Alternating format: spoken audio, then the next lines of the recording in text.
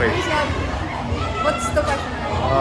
Yun nga, may malaking sapatos yung kailangang ipil na wala si Jack. Paano mo tinake yun? Yung responsibility na yun? Ayun, at first, super na pressure ako, no? Kasi yun, si Ate Jack, yung sumas na Ate Jack, yung ko, yung sa Gilas, and then tinake ko na lang siya as a challenge. Kasi I need to, like, help them, the team, to get the goal. Kasi parang, yung nga, redemption, for them.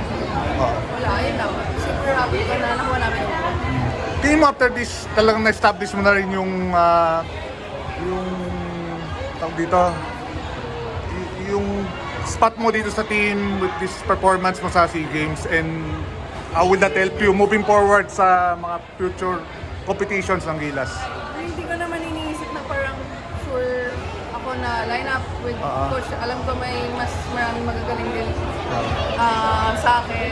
And ayun lang, kung ano lang yung kaya kong ibigay ko lang. Okay.